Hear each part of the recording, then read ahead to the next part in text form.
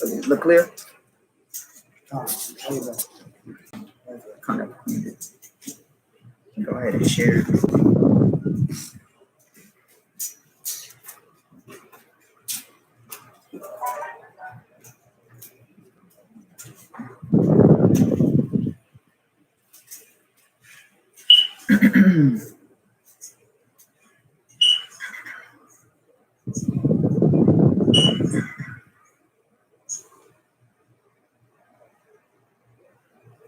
Give me 1 second, family.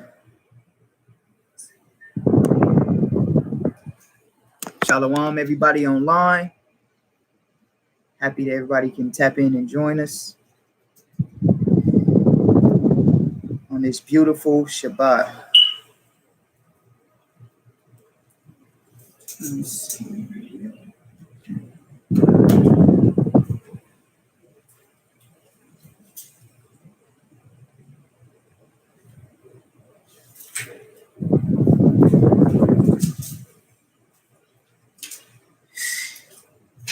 Hey, if you can, do me a favor. Tag that one, Jake. That you was talking to earlier. Yeah. All right. Shalom, family. How everybody doing? Everybody good? Everybody hot enough? Everybody missed the summertime? I ain't gonna lie. I missed the summertime. So I'm kind of happy that it's hot, you know. This would be a good time to go to the park and whoop on Chad. You know what I'm saying? Who else play ball? My boy, everybody. Oh, you play ball? Play ball? Okay. We're gonna put them skills to the test one day. We're gonna have you know what? I got it. Pentecost. When we have first fruits, we're gonna have it at the park. I'm gonna hoop some of y'all up at that park, man. So we'll see, man. We're gonna see. We're gonna put it to the test. The title of today's lesson is The Power of Marriage. All right. The power of marriage. Now, we're gonna do it a little unconventional, right? I'm a little unconventional. Who knows that? Everybody should know that by me right now, right? Everything's going to be scriptural based, but what I want you guys to understand is I want you guys to understand the importance and the power of marriage. Now, we can go through the steps of marriage and things like that. We can go through the history and see how the Most High honors marriage, but I want to show you the importance of it, okay? This is a heavy topic within Israel. All Israel wants to know about marriage. Everybody wants to get married. And I didn't have many conversations in the spirit about marriage. So I think it's right that we address what marriage is. So let's do this, okay? Let's get the first marriage that we can actually see within the scriptures, which is Genesis chapter 2, verse 18. Let's get that. Genesis chapter 2, verse 18. Verse 18 on the top. And the Most High said, it is not good that the man shall be alone. Khan. And Mash, you give me verse 20, and you finish that off. Genesis 2:18. Go ahead. I will make him and help me for him. Okay, so the Lord said, it is not good that man should be alone, right? It says, I will make a help me for him. So off top, what do you see from this verse? This verse lets you know that what? Men need companionship. This is from the very beginning of the foundation of the world. We always needed companionship. And more specifically, we always needed companionship from the opposite sex, all right? There's no companionship like the companionship of a man and a woman, okay? When it's done righteously, when it's done in a biblical text or a biblical term in a way that the Most High sees it honorably, there's nothing so much more beautiful than that. So the Most High said it is not good for men to be alone. So sisters, we need y'all, right? We need you guys. Matter of fact, we live for you guys, all right? When brothers was going to the turn-ups, who he was going to go see? He was going to go see them women, wasn't he? When brothers was going anywhere to the house party, what we was going to go see? Women. Well, why we buy the Jordans and the clothes? For the women. When club promoters promote the club, what's on the flyer? A woman. And when there's no women in the party, what do we call it? A sausage fest. And empty. And where do we go? To where the women at. We leave there. So a lot of times, if you're a good club promoter, what do? You don't even promote to guys. Matter of fact, you don't even want men there. You go to the women. And somehow, some way, the men gonna find their way there. Always, right? So this is a law, right? right? This is a standard that has been set from the foundation of the world. The Most High said it is not good for men to be alone, right? And let's read verse 20. Verse 20, Adam gave names to all, cattle into the fowl of the air, and to every beast of the field. But for Adam there was not found an helpmeet for him. It says, for Adam, there was not found a helpmeet for him. So Adam was lonely at this point. Everything else had their pair, right? But Adam did not have a helpmeet, right? So let's keep reading. And the Lord God caused a deep sleep to fall upon Adam. Now I want everybody to pay attention to this, because what do we call our women? We call them what? Our ribs, right? So I want everybody to pay attention to this, because that term is not a term to be used loosely, right? Let's read. And he Finish. slept, and he took one of his ribs and closed up the flesh instead thereof. So the Most High took one of the ribs, right, from Adam, right? Shalom, little bro. How you doing? The Most High took one of the ribs from Adam, and he made woman. Read. In the rib which the Lord God had taken from man, made he a woman, and brought her unto the man. Read. And Adam said, this is now bone of my bones, and flesh of my flesh. She shall be called woman, because she was taken out of men. Now there's a deeper spiritual context in this scripture that I want all of the brothers, more importantly, to understand this. All right. I want you guys to really understand what we're reading here. We're going to break it all the way down. We're going to break it down from a level of scripturally, and we're going to break it down from a level of biologically. Okay. Because the Most High said he took a woman from man using his rib, right? Now let's keep reading. Therefore shall a man leave his father and his mother, and shall cleave unto his wife, and they shall be one flesh. And now it's crazy, because if you break these couple verses down, all the steps of marriage are mentioned in it. All of the steps of marriage are mentioned in here, because when you see what Adam do, Adam had dominion, he had power. He did what? He named all the beasts of the earth, right? He gave all the names. That means Adam, to be able to do that, that means Adam had his stuff together, didn't he? Adam had his stuff together. Once Adam got his stuff together, then what the Most High do? He said, now I'm going to make you a rib, right? He said, then I'm going to make your rib. Not only I'm going to make your rib, but I'm going to make it of your own flesh, right? Now I want you guys to pay attention to this. Not the ones that I've already asked this question to, right? Because y'all probably already know. But, because I already talked about it with y'all. But what, as far as DNA goes, let me ask you this question. What is the highest source of DNA within the human body? Anybody know? You say sperm? Okay, that's a good one. Anybody else? Huh? Flesh? Okay. Flesh. Anybody else? Within, not the womb, within the human body. There you go. Bone. Bone. Now watch this. Who knows how blood cells are formed? From what? Bone marrow. Bone marrow. Watch this. The sperm cell, right? They link the creation of the sperm cell to what? Traveling down your spinal cord, right? Into the area where we hold our semen, right? So bone is a very important situation, but bone has the highest level of DNA. So now, on a scientific level, when the Most High said that he took a bone from man and created woman, is that far-fetched? No. Because the highest level of DNA, the building blocks to life is what? DNA. The building blocks to life is DNA. I want y'all to follow this, because we read this all the time, but we really don't understand what the Most High just said. If you break it down on a scientific level, right, if man was able to do so, he would be able to take the bones and create human life. But he's not able to, because the Most High is not allowing him to have that gift. But bones have the most DNA in them, right? That's why when you get, if you talk to any of these bootleg Egyptology, what do? They always say, oh, we dig up the bones, and then we take the bones, and we have the DNA of these bones, and we match the DNA with these people groups of their phenotype and genotypes and all of that. But they need the bones to do so. Bones are very important as holding high level of DNA. So when the Most High took the rib from man, what was he letting you know? That the woman and the man have similar DNA traits. You understand what I'm saying? The same biology, right? They're not unequally yoked. Now watch this. I'm going to read this. This is a fun fact. What are ribs for? Okay. And then I researched ribs because I was like, let me research what a rib is for. Because we always say, oh, my rib, my rib, my rib, my rib. Brothers don't even know what they be talking about.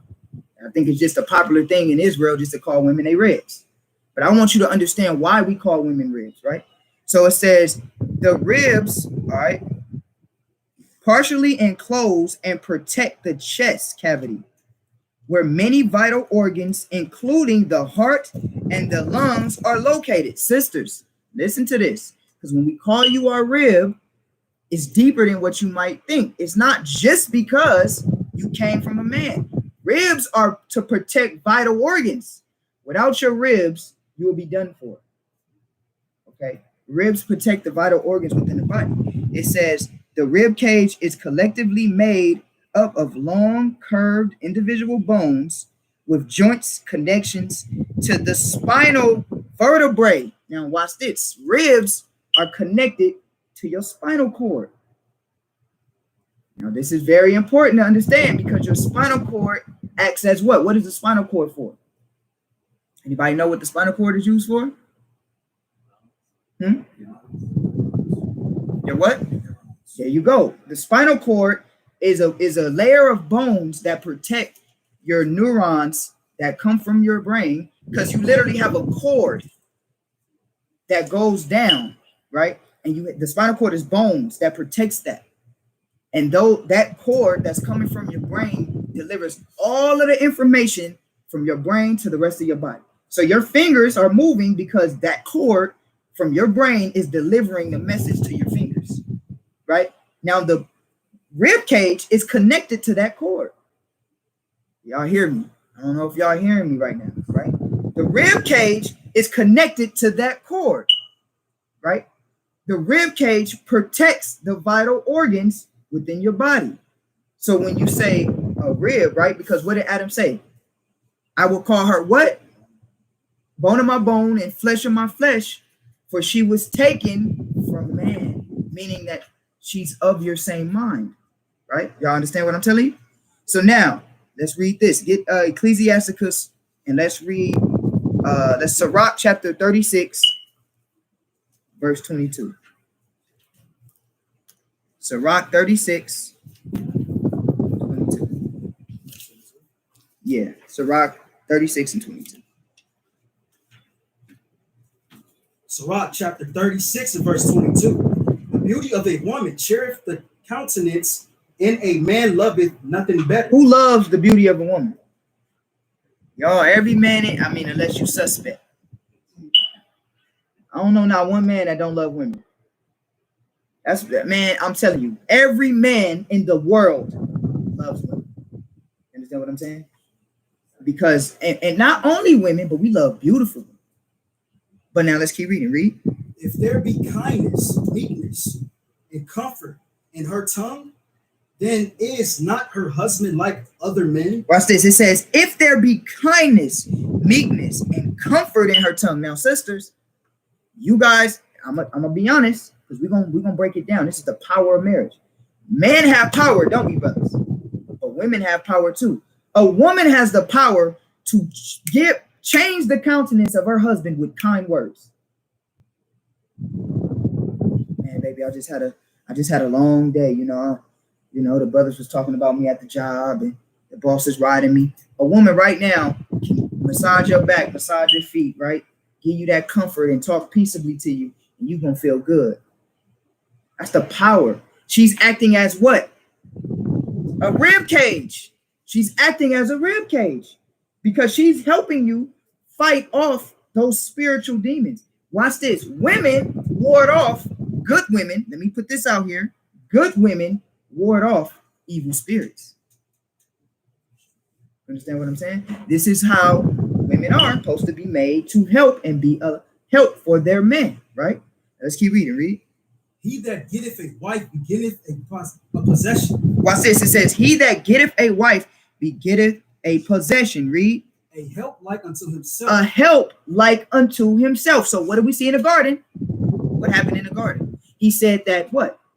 Man took the rib from man, from the man's DNA, and made a helpmeet like unto himself. See that? Made a helpmeet like unto himself. Now, what does that mean, sisters? That means that your sole purpose is to aid your man in whatever vision, because every man is, we're going to get it. Every man is supposed to have a vision. A man without a vision is not a man. Right? So if you sisters got a man that don't got a vision, that shows in the relationship, because you don't know how to treat your man, don't know what a man. I'm gonna show you what a man without vision is a man that plays video games all day. That's a man without vision. A man without vision is a man that want to live with his mama and don't want to get a house. A man without vision is a man that is lazy. That's a man without vision.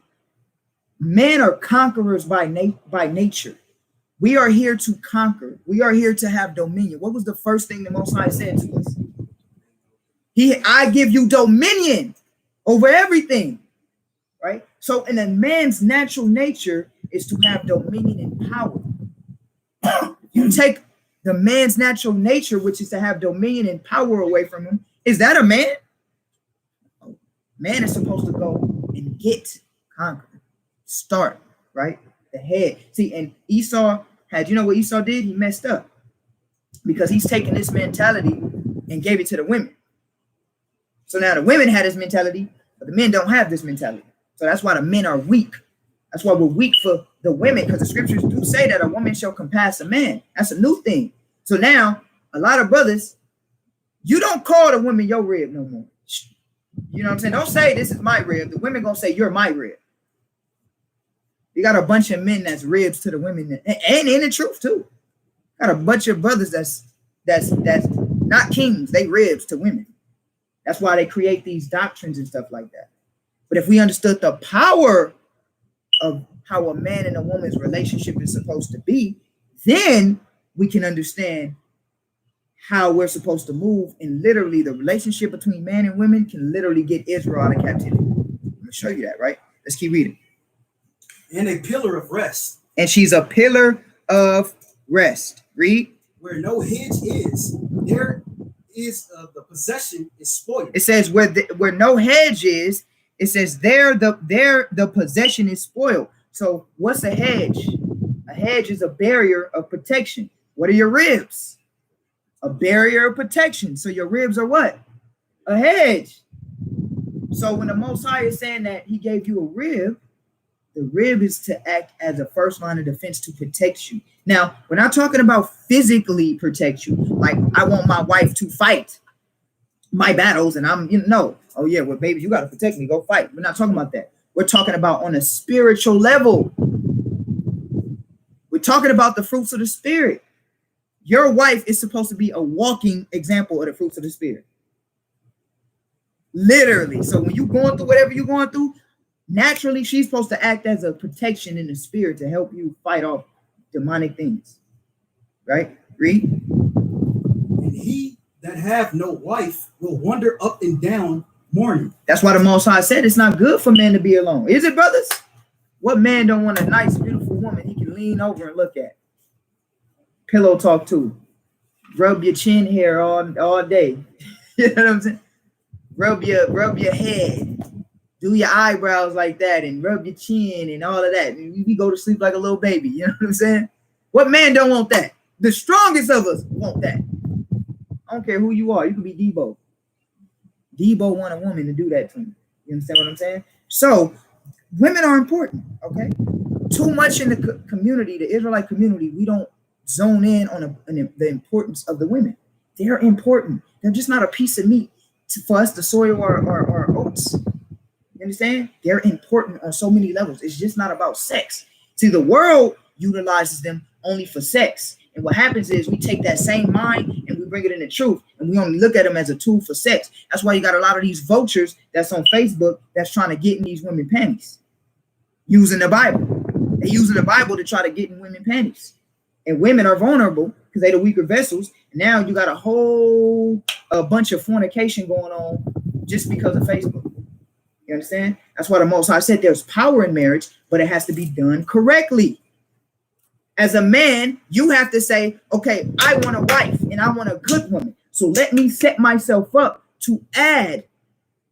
I'm going to set this kingdom up and then I'm going to hire a wife. She's going to run it for me under my authority. That's what your house is. Your house is a business, brothers. It's not just where you just want a woman and just no. Your house is a business, and in any business, you got to deal. Can you work for an employer that don't talk to you or deal with you? No. So guess what? You're gonna have to have time. Train her how you want her to be. Train her how you want her to cook. Train her how you're gonna have to train your wife to be what you need her to be, right? So now, let's go from there and let's get Proverbs 12 and 4.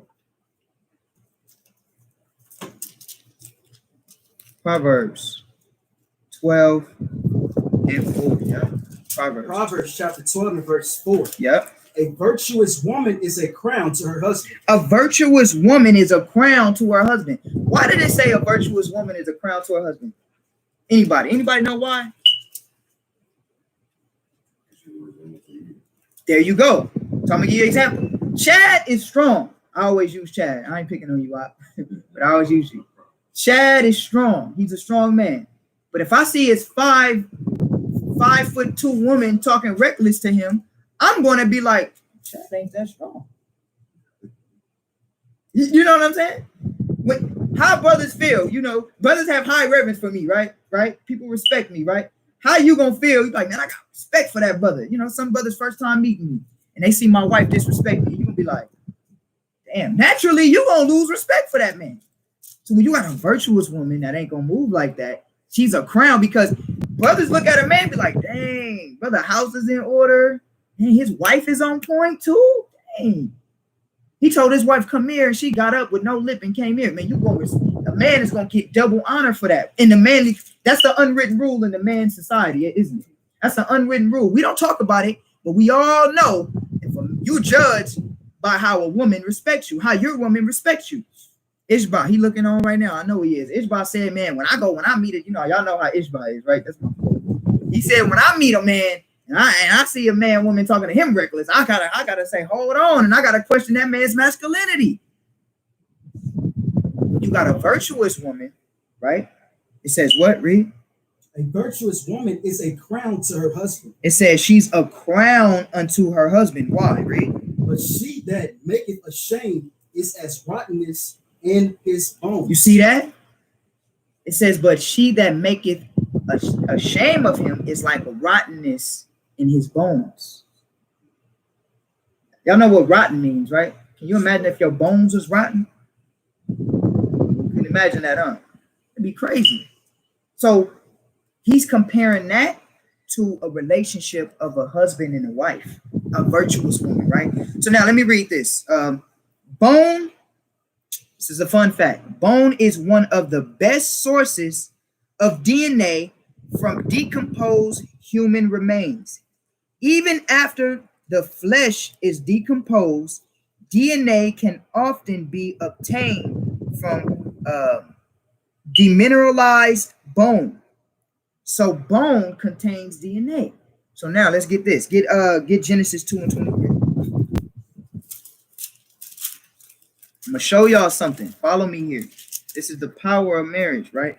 And we're gonna have multiple lessons on marriage, but I want you guys to understand the power of marriage, right? The concept of marriage, the concept of a relationship of a man and a woman. Okay. Genesis 2 and 23. Genesis chapter 2 and verse 23. And Adam said, this is now bone of my bones and flesh of my flesh. Mm-hmm. Read. She shall be called woman because she was taken out of men. Right. So bone of my bone, flesh of my flesh. Right. When you think about it, men and women are the only creatures that can come together and connect in a way that no other creature can connect. And you were absolutely right.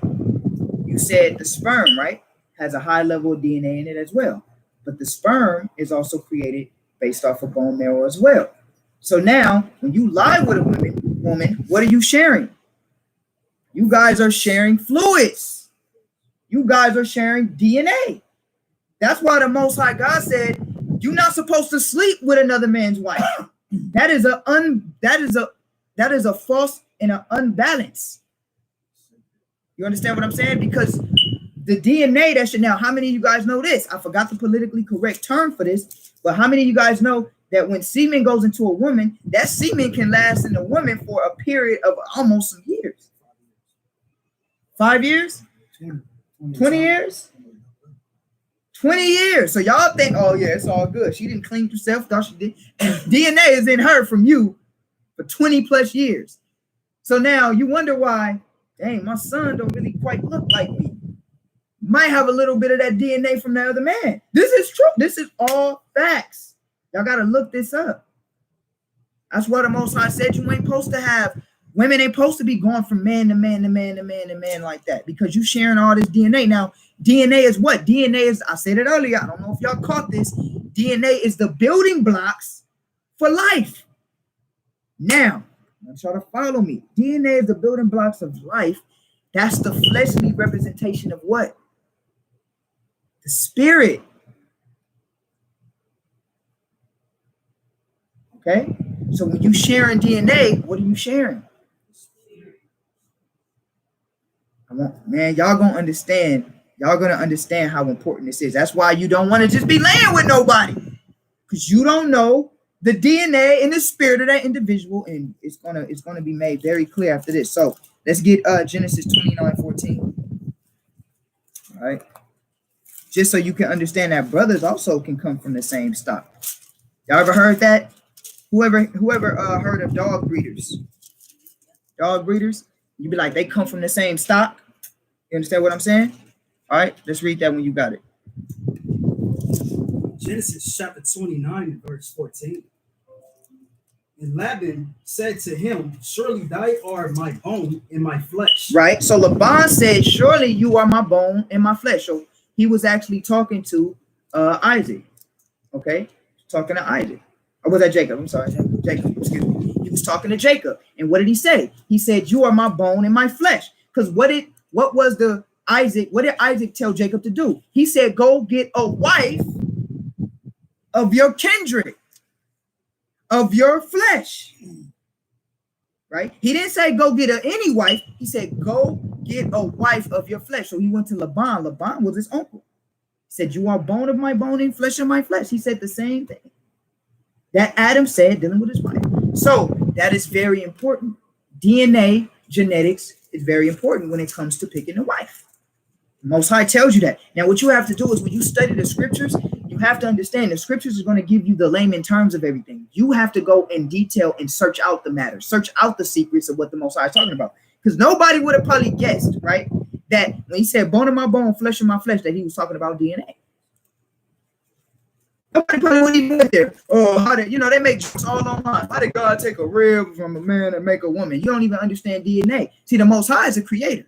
The Most High can create from anything. So the Most High can take this man's bones and use the DNA within this man's bones and create life. We do that on a very, very small scale by doing genetic testing with DNA to see if people are related.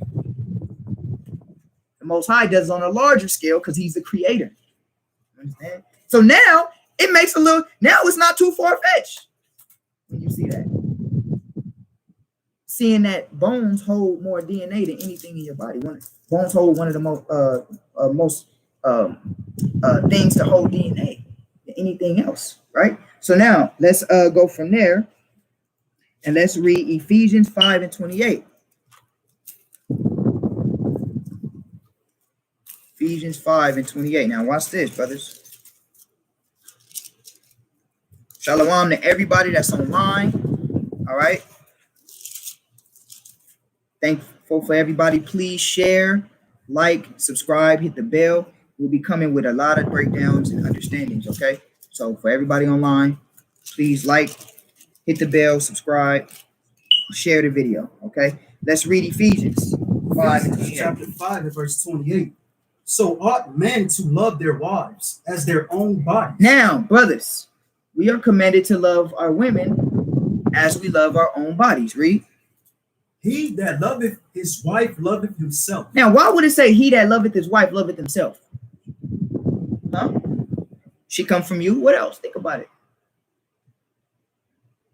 When you tear down your wife, you're tearing down your kingdom. Because who's the first line of defense to teach your kids? The woman. So when you tear down, now I'm gonna show you this, because now What is something, y'all that know this already, don't answer this. For the ones that don't know, y'all know if y'all know this because I asked you guys this question. What is one of the main things on the face of the planet, on planet Earth today, that men and women share? What do men and women share? If you don't know, let's figure it out. Let's go from there. Was that? Keep reading. Keep reading. You're gonna read. I'm gonna share with y'all what we share. But let's finish this out. Read. Yeah, read 29.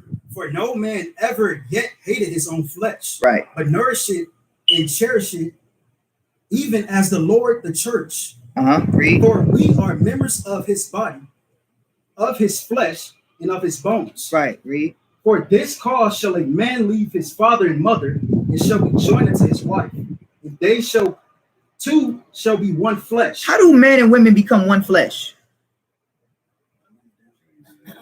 By sex. Okay.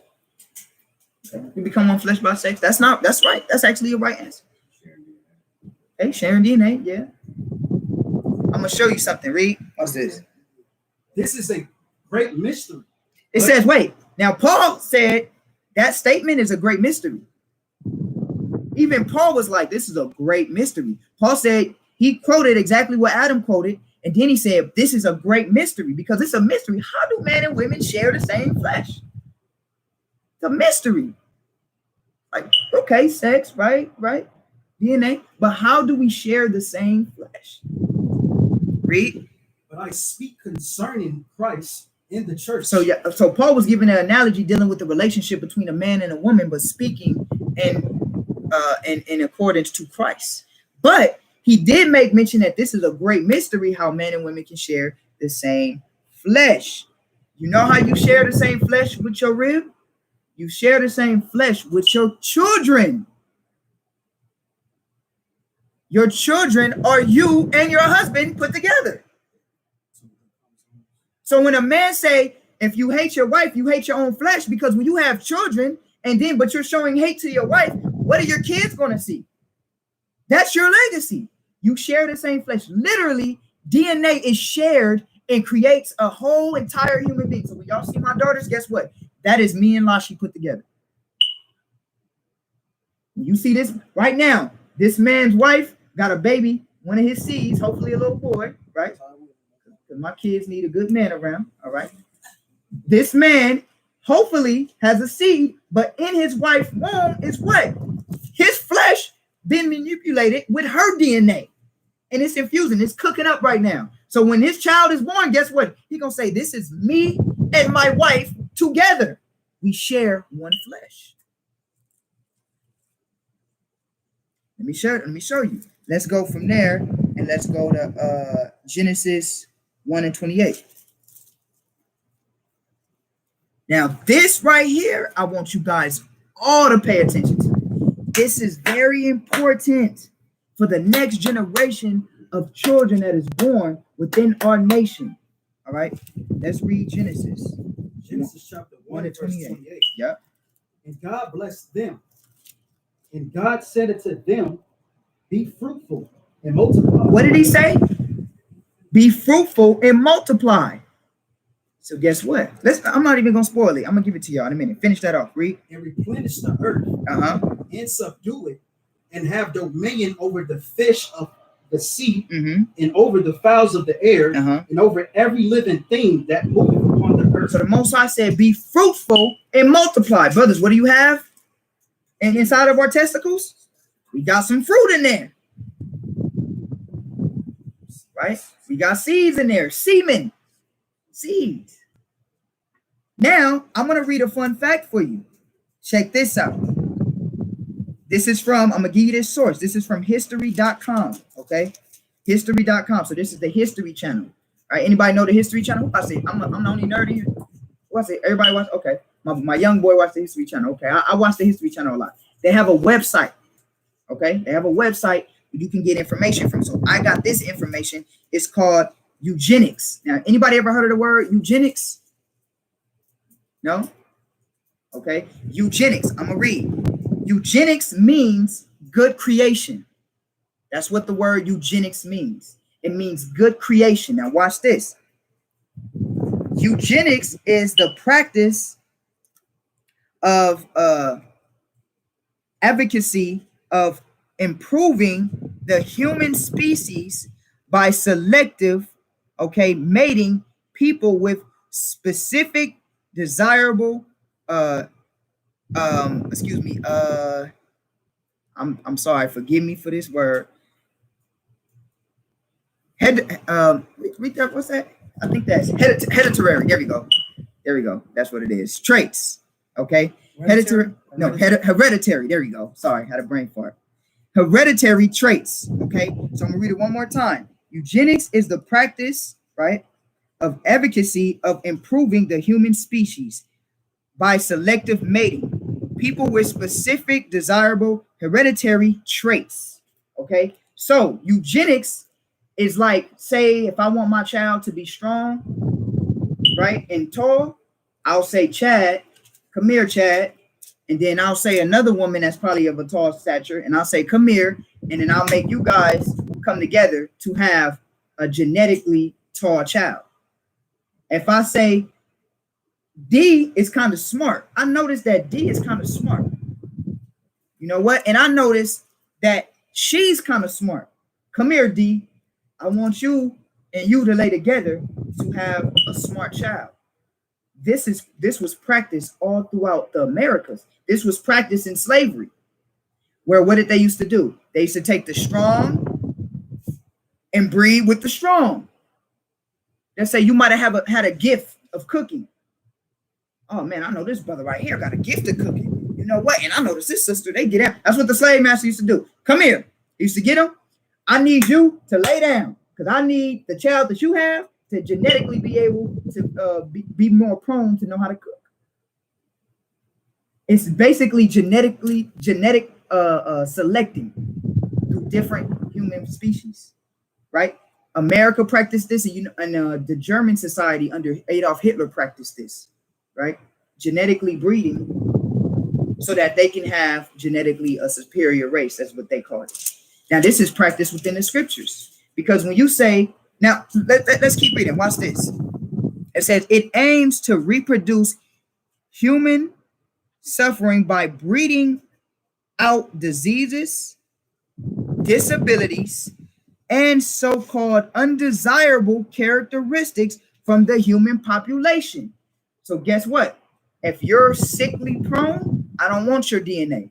This man is healthy. I want his DNA to go into this woman to breed genetically modified, if you will, children that are not susceptible to certain traits of sickness. Y'all follow what I'm saying to you? Not only that, not only sickness, but even the way that you mentally think. So it says, watch this.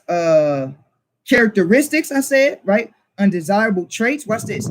Early supporters of eugenics believe people inherited mental illness, criminal tendencies, and even poverty, and that these conditions could be bred out of the gene pool. I know what that sounds like. Y'all ever seen that movie? What's that movie called? With what's his name?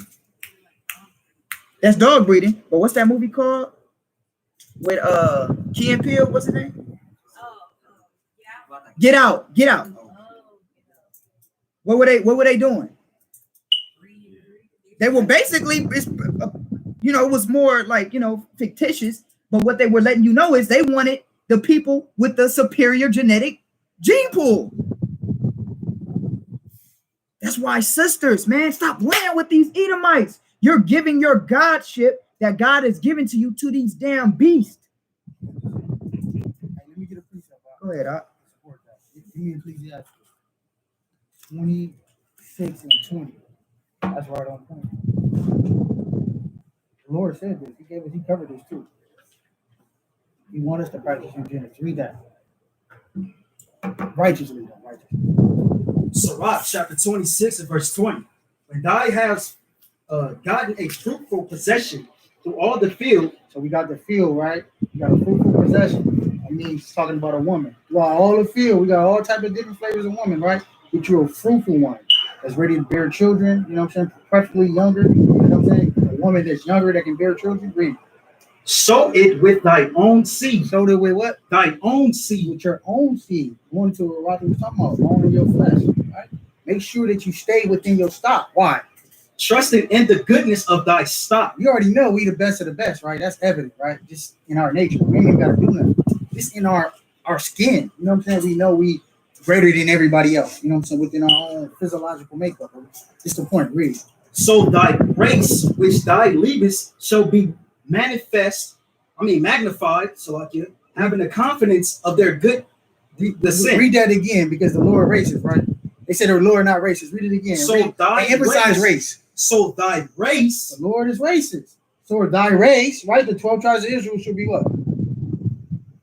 Oh, which thy leavest shall be magnified, having the confidence of their descent. Absolutely. That's what it's all about. That's what the Lord says. The brother Roger was bringing out. So when y'all out there giving your seeds for you brothers that's out there impregnating all these Caucasian women and Asian women and all of that, you're literally not giving your seed the best chance of reproduction, physically and mentally. Genetics plays a big part in marriage. You look at the family. That's why the Most High gave us courting. You want to look at the family. Let me look at how sick your family is, you know, because that's how our kids gonna be. How long does the people in your family tend to live? All of this stuff has to be talked about if you've taken on a wife. How is your genetics in your family? Are you guys genetically bred like criminals? No, for real. Because you wonder why. Then you think about it. You wonder why. You say, dang, why little man so angry and bad? Genetically, and then you look at his father locked up. But he never knew his father. I kept him out of harm's way. I raised him right. How many gangbangers out there and cats that's thugs in the streets that they parents say, I didn't raise you like this? And it wasn't even your fault. It's genetically, he was already modified to be a criminal. This is real, y'all. See, now you getting into stuff that Esau don't talk about with you. He wants you niggas to only go to work. This is stuff that he figuring out. Why you think the white man don't want look, the higher ups, why you think they stay within their own family? They don't venture out.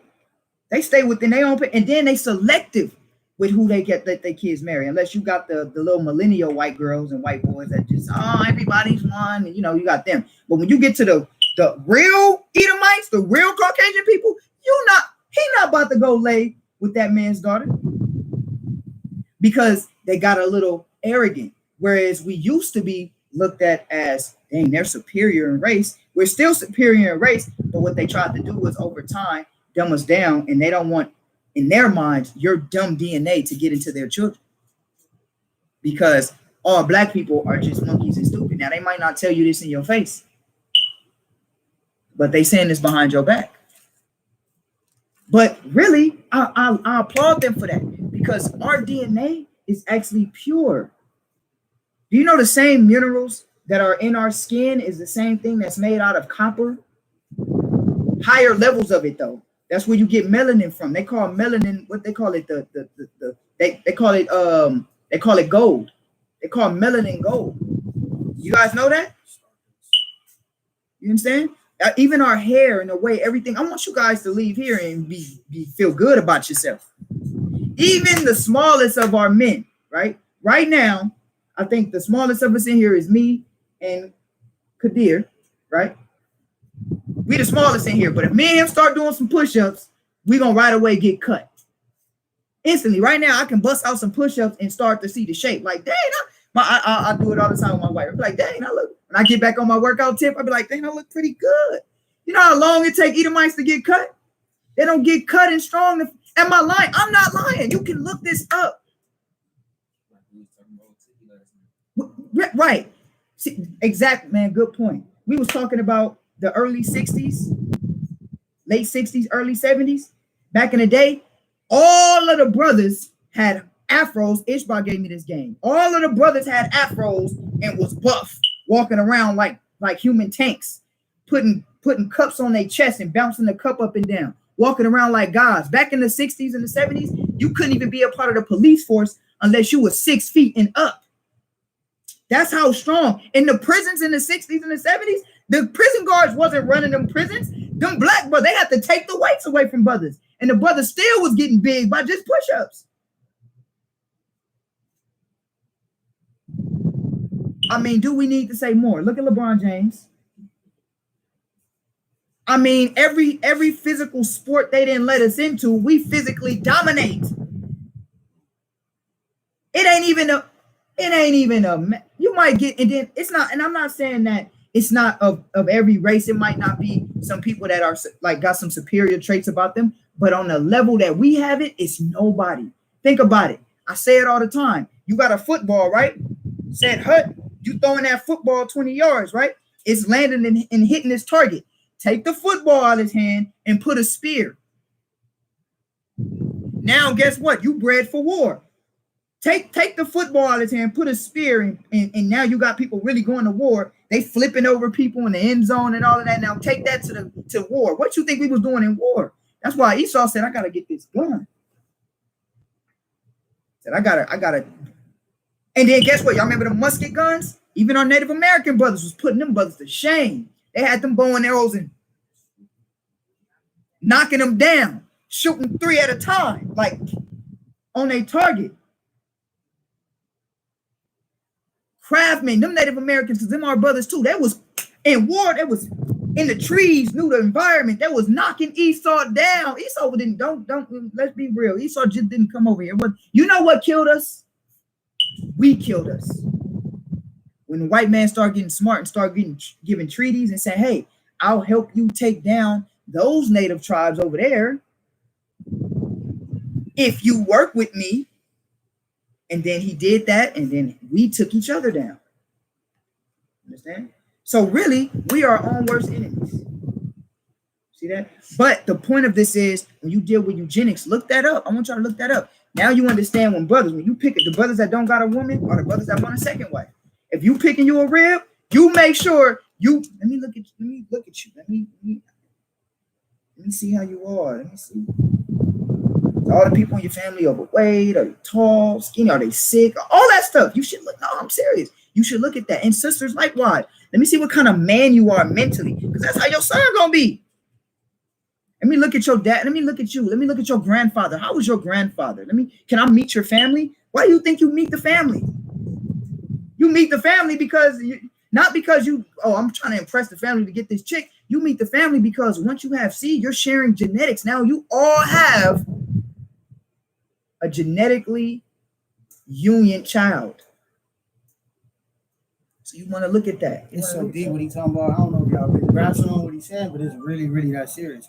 Even to the point in the ancient world, we wouldn't even go outside our tribes. We stay within our tribes because of that. Because of marriage was a business. It wasn't just about, I love her. It was bigger than that. It was all the other stuff we're talking about. You see what I'm saying? When you read Numbers 33, I don't know if my brother gonna go there, but y'all can write that down. Numbers 33, you will see that even within in the ancient world, we stayed within our tribes. We didn't even go outside our tribes. You see what I'm saying? That's how serious it is. Let's get Ezra's 9 and 2. Let's prove it. Watch this. It's cold. That's why marriage is powerful, because literally we can breed ourselves out of captivity, y'all. You know, one thing I like about I'm gonna give you an example. My wife is not addicted to anything. Let me just be honest. She don't have like you know how some people are addicted to some things. Like some people might have like smoke weed, get addicted to that, or might drink a lot, get addicted to that, or some people have a more addictive spirit than other people. Like my rib, personally, I asked her, like, you don't have a vice or anything that you like got to do all the time, or it's nothing that nothing. So when I look at her, I'm like, that's good, because that trait is going to pass down to my daughters. Now, why is that important? Because I'm going to use that to breed a nation of children that is not addicted to what Esau tries to do, drugs and all of those things. Let me look at your family. Do your family have a large history of being addicted to drugs?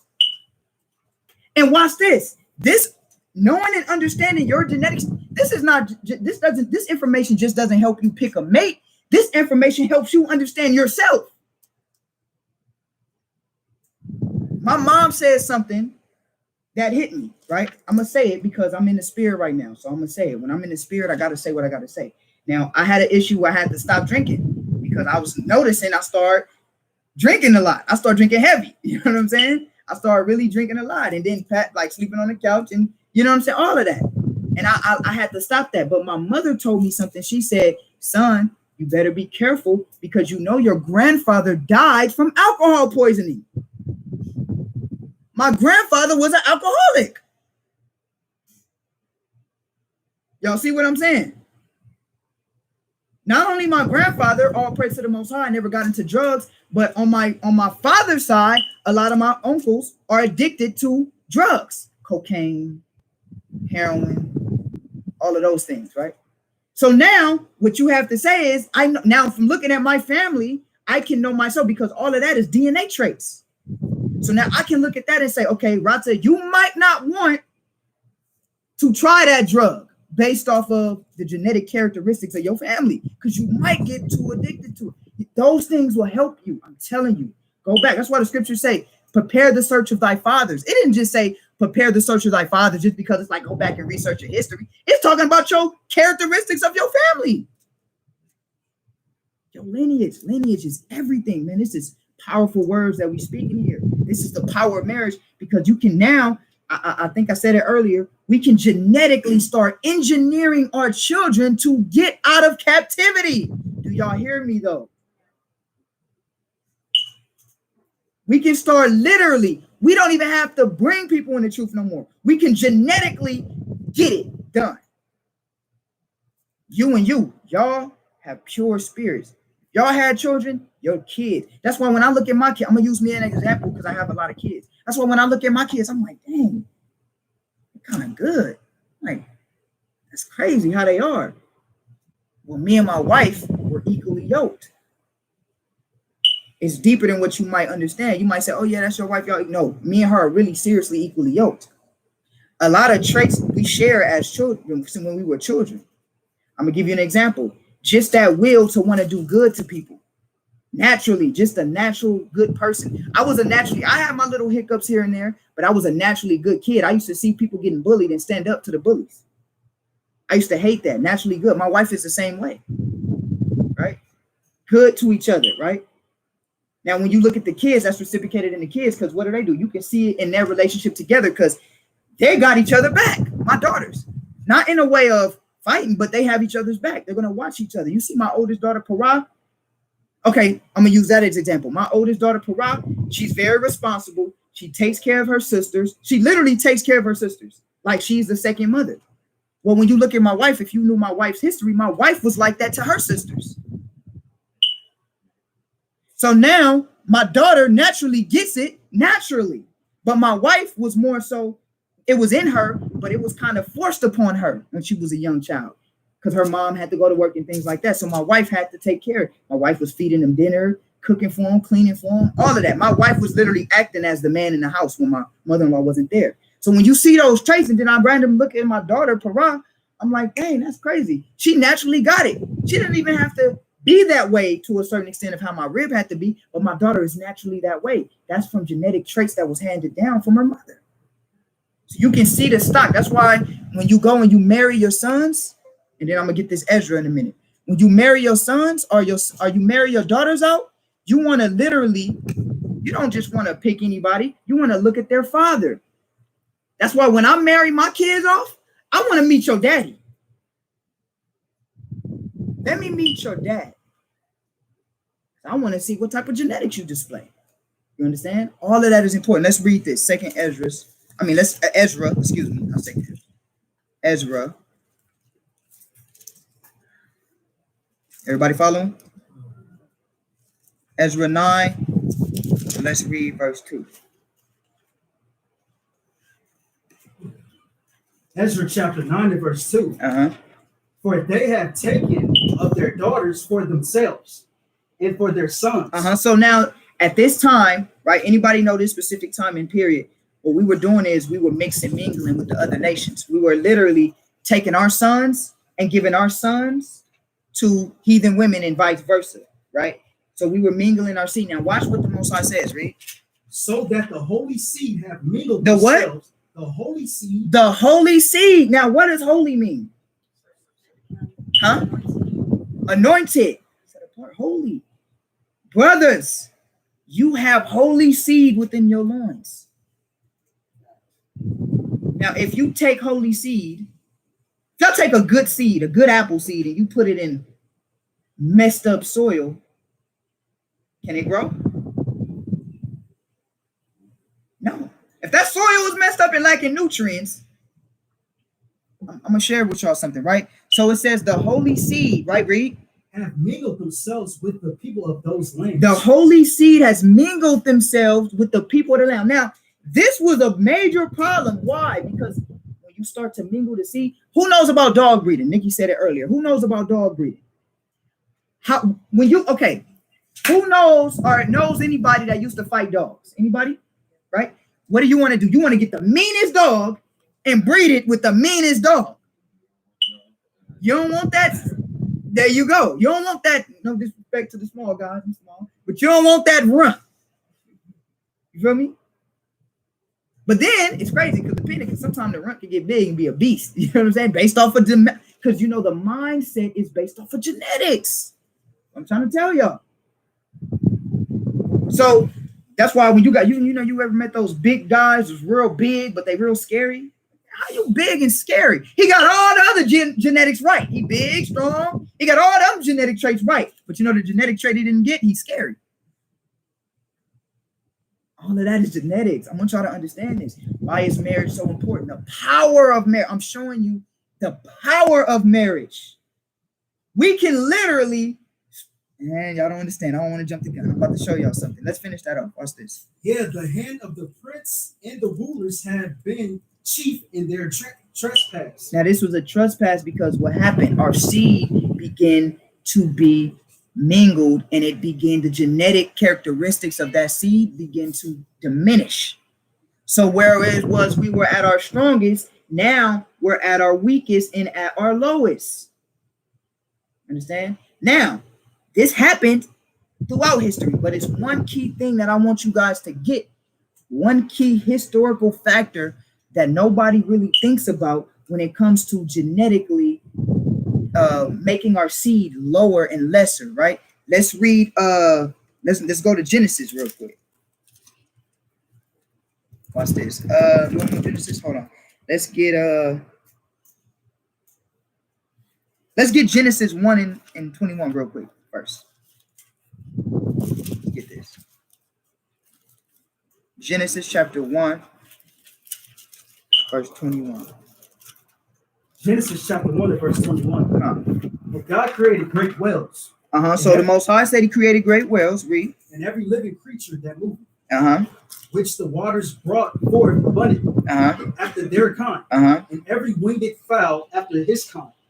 And God saw that it was good. So, brothers, you literally have the holy seed within you. Now, when you have a child, it is after your kind. We share similar DNA characteristics, but the child is literally of your seed. So if I take an apple, that's why he's saying the whale after his kind. Reason why I'm pulling that out is because these are all mammals. What are human beings?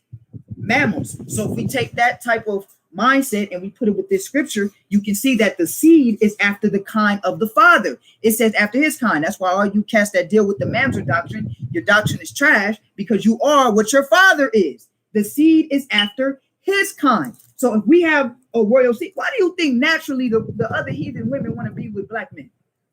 Don't get it twisted. I think I seen a statistic the other day. I think it was like 75 to 80% of white women want to be with black men secretly. Did you see the NFL draft? All those dudes that was getting drafted had white women. Oh, every single man, right? Watch this. Not all of them, but the majority of them. Most NFL, you jakes that I don't give no respect to. You NFL basketball players, you college, y'all all go get you a white woman and you kill your holy seed. When you mingle something, right? When you mingle a seed, right? What happens when a plant is mingled together with a weed? It dies. It chokes that weed. That's why when you look at the parable of the wheat and the tares, that parable was actually talking about your physical seed as well. We've been literally mingled. Why do you think Esau's pushing this narrative? Everybody's one. Everybody's one. Because he's literally trying to mingle himself amongst our royal seed. Y'all hearing me? Why do you think that Esau used to cut off the genitalia of the slaves? He used to cut off the genitalia of the slaves and keep it as a trophy in his room. Why? Because he's telling you, I have the penis of the man that carries the holy seed. Look at it, look at it. Look. Why do you think Esau was just cutting it off to be cruel? He was. But why was he keeping it though? As a prize, as a possession. You know what he treated you like? When you kill a lion, right? It's a trophy. You cut the lion and you stuff him up and you keep him in your house as a trophy. Why? Because a lion is a physically strong animal. If you killed a lion, what does that say about your demeanor? That says, wow, you killed a lion? So what he was doing was telling you that physically you are superior, but I have this physically superior human being under my control so much that I can cut off his testicles and hang it in my room. Come on. You got to understand, brothers, what you have within inside of you is power. You have power. Right now, every single man has millions and millions of holy seed within him.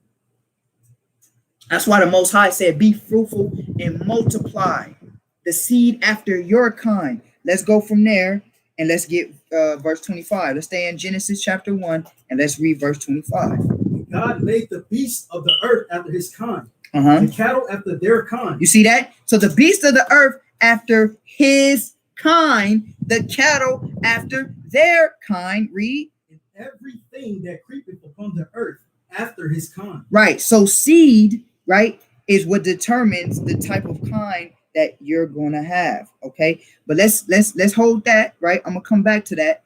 Let's go now and let's read Genesis 6:1. Watch this. So before you get that, y'all remember, what did we just read? We just read dealing with what? The holy seed. Remember in Ezra 9:2, it says that we mingled our holy seed, right? Now this was happening in Genesis chapter 6. Let's read it. Read. And it came to pass when man began to multiply on the face of the earth, and the daughters were born unto them. Now notice it said when man began to multiply on the face of the earth. Now for you guys that don't know this, Adam and Eve were not the only human beings on the face of the planet. Do I need to prove it? I can prove it to anybody that needs it after class. Adam and Eve were not, you know how they try to say, excuse me, we're the only ones on the face of the planet? No, there were other people there that were created for them, but they were created as a lesser species. That's why when you read this, it says that daughters were multiplied to the men, were born from men of the earth, right? Now, what? Read verse 2.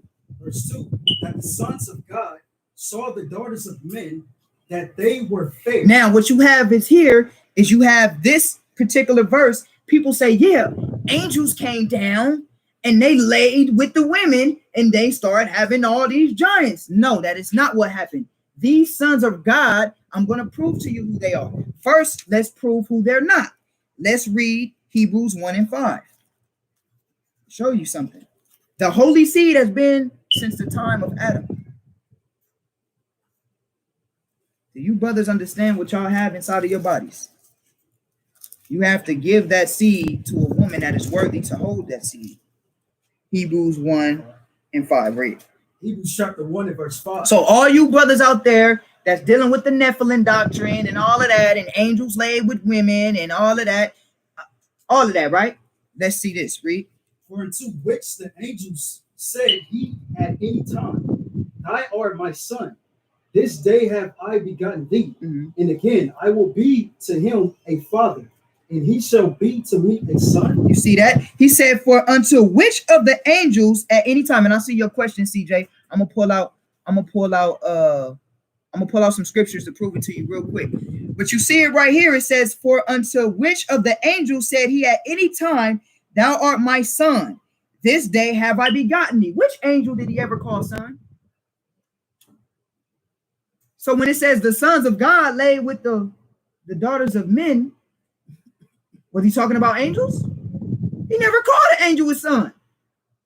It said, at any time, when has an angel ever been called your son? Or at any time, God, when did God ever call an angel his son? He never did that. Understand? So now, let me get this real quick. Let's go back to Genesis. I want to pull this out real quick so that you guys can understand that Adam and Eve were not the only ones on the face of the planet. Let's read this. You already know what I want, but first, let's read verse 26, Genesis 1 and 26.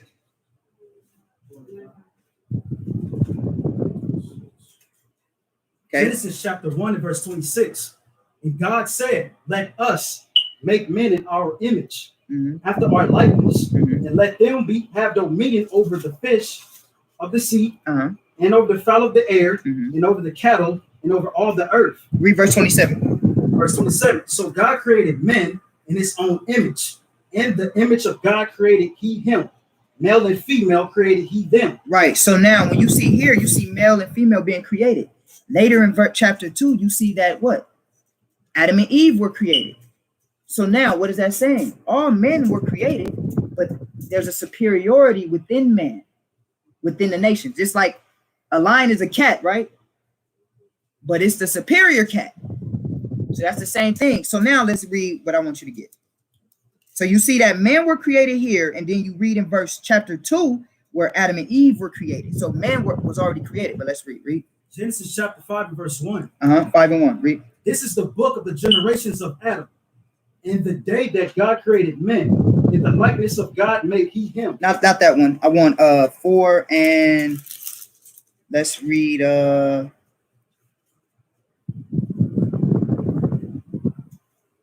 verse 14. Start at verse 13. So this is proving that Adam and Eve were not the only ones on the face of the planet. Read. Verse 13. And Cain said unto the Lord, my punishment is greater than I can bear. Now, Cain killed his brother. He was about to get sent out of the what? Out of the garden, right? Cain was about to get sent out of the garden for killing his brother, or out of God's presence for killing his brother. And what did Cain say? Read. This for you, CJ. Read. Behold, thou hast driven me out this day from the face of the earth. So Cain said, mind you, what other children did Adam and Eve have? They only had Cain and Abel. But now Cain was like, you're driving me from the face of the earth. Read. And from thy face shall I be hid. Read. And I shall be a fugitive and a vagabond in the earth. He said, I will be a fugitive and a vagabond in the earth. Read. And it shall come to pass. And it shall come to pass. Read. Everyone that findeth me. He said, everyone that findeth him. Who was the everyone? Who the hell is that? CJ. Because who the hell is the everyone that Cain is scared of to do what to him? What they going to do? They was going to kill him. He said, whoever find me going to kill me. So if Adam and Eve were the only two people on the face of the earth, that would mean that Adam and Cain would have to be the only two people on the face of the earth, which means what is Cain talking about? Is he a schizophrenic? He said, whoever findeth me shall slay me. So who is the whoever at that point? CJ, he said animals. Okay, let's go down. I love this. Now let's read. Let's go down. He said animals. Now read verse 16. He said animals gonna find him and kill him. So let's read verse 16. Verse 16. And Cain went out from the presence of the Lord. So hey, CJ, Cain went out from the presence of the Lord. Read. And dwelt in the land of Nod. And now it says he dwelt in the land of Nod. Now, CJ, how was there a land of Nod if Cain and Abel were the only two people on the face of the earth? What do you need a land for? A land of Nod is the city of Nod. There was a city there, right? Let's keep reading. Read. On the east of Eden. And it says on the east of Eden. Read. And Cain knew his wife. Now, CJ, it says Cain knew his wife. Where did his wife come from? Where did Cain's wife come from? If Cain was the only, because in order to have a wife, you have to have the wife got to have a mama and daddy, right? And that mama and daddy got to have a mama and daddy, right? And that mama and daddy got to. So where did Cain's wife come from, CJ? Now you reaching, because the scriptures, Cain didn't have no sister, brother. It was Cain and Abel. And CJ, it's against the law to lay with your sister. Stop it, CJ. Just, listen to the lesson, okay? Cain and Abel were not the only two people on the face of the planet. We have a city of Nod. We have Cain scared that somebody's going to kill him. And we have him taking a woman. Okay. So that is in that. Okay. He said it took him a woman of the city of Nod. Okay. To be his wife. Read on. She conceived and bare Enoch, and he built a city, called the name of the city after the name of his son Enoch. Right. So when you read on, the next son or the next person that was in Adam's genealogy would be Seth. Seth came in replace of Abel. All right. So that ends that. We can go and have a whole nother lesson on that, but Cain and Abel were not the only ones on the face of the planet, and Adam and Eve were not the only ones. Let's go from there. Now let's go back to Genesis 6. So now we see that angels cannot be the sons of God. Okay. So let's read 6 and 1. Read that. Genesis chapter 6 and verse 1. And it came to pass, when man began to multiply on the face of the earth, and the daughters were born of them, that the sons of God saw the daughters of men, that they were fair, and they took them wives of all which they choose. So now that we read in Hebrews 1 and 5, it says that angels, right, were never called the sons of God, right? So now we got to figure out, well, who are these sons of God? For all those people that think that these are angels, well, who are those sons of God then? Who are those sons of God? Because it can't be angels. Let's get a further scripture that show it can't be angels. Let's get Matthew 22 and 30.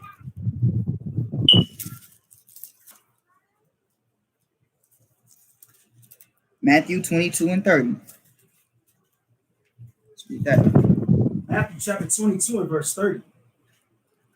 For in the resurrection, they neither marry nor are given in marriage, but are as angels of God in heaven. Angels, right, says they neither marry nor given to marriage, right? It says, but be like the angels. So angels, what is marriage? How do you consummate a marriage? By sex, according to the scriptures. You consummate a marriage by sex. That's why sex is a very important thing, and it's not to be taken lightly. In a Hebraic custom, what happens is you meet the father, you deal with the dowry. Once everything is solidified, you go into the marriage chamber, and then you do what? You solidify the marriage. So angels don't marry, according to the Hebrew thought. That's why you can't read the Bible with a 21st mind, because y'all thinking marriage was walking down the aisle talking about dun, dun, dun, dun, dun, and jumping over the broom and throwing rice. That is not marriage in the Israelite, in the Hebrew community, and in the scriptural community, in the scriptural text. A marriage is solidifying it. You will go into that marriage chamber, you will solidify that marriage, and then you'll have a ceremony. So do angels marry? No. Do angels have sex? No. So now these angels are, these sons of God. So now we got two things that's against that false doctrine. We have the sons of God not being angels never been called sons of God. And then we have angels never been given into marriage. So who are these sons of God? Which one you got? Oh, I got that. I got that in Luke. Let's get that. Luke 3. So now let's find out who those sons of God are. You want point, D, since you got it already, read it. Luke and read verse 38. 38. Now, before you read that, you got to read it a little loud. So before you read that, I want you guys to understand that Luke chapter 3 is the genealogy of Yahweh Shai.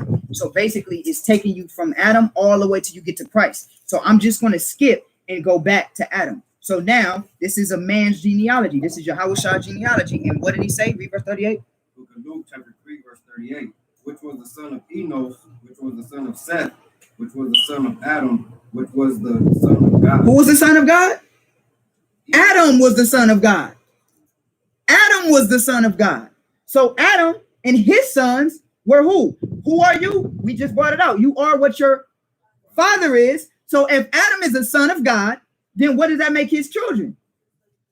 The sons of God. So when it says that the sons of God laid with the daughters of men, what is that telling you? A superior race of people went outside of that superiority and started to lay with people that had less gene genetics than they did.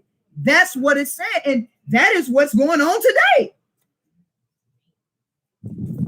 Because the same sons of God are sitting in this room right now. Because if you go back into the genetics of everything, So-and-so begot so-and-so, Seth got, then Noah came, then from Noah, Ham, Shem, and Japheth came, then that seed was passed to Shem, then that seed was passed to Abraham, Abraham passed the seed to Isaac, Isaac passed to Jacob, and then Jacob, what? Became Israel, passed it to the 12 children of Israel, and this is why they hate you, because your seed is still of the holy seed. That's why in Ezra chapter 9, verse 2, it says, we mingled our holy seed. Y'all follow me? This is why you need a good woman. You understand what I'm telling you? So, who are the sons of God? We are the sons of God. It goes back to Adam. Now, when I read this, it blows my mind sometimes. There's so much heaviness in the scriptures that people don't even understand what's really written in these words. You understand what I'm saying? So now let's read this. Let's go from there and let's read, let's solidify that fact some more. Let's go to Psalms 82 and 6. CJ, I'm about to block you in a minute. Well, hold your question to the end, man. Yeah, but he kind of being a heretic. Yeah, we'll answer your question if you're serious. I'll do you this one though. I do you this one just in case, you serious. Yes, Adam was a black man.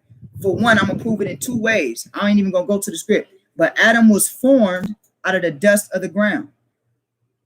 Okay. When you form anything out of dust of the ground, if I take my shirt and form it out of anything, if I form a cup holder out of my shirt, that cup is going to be black.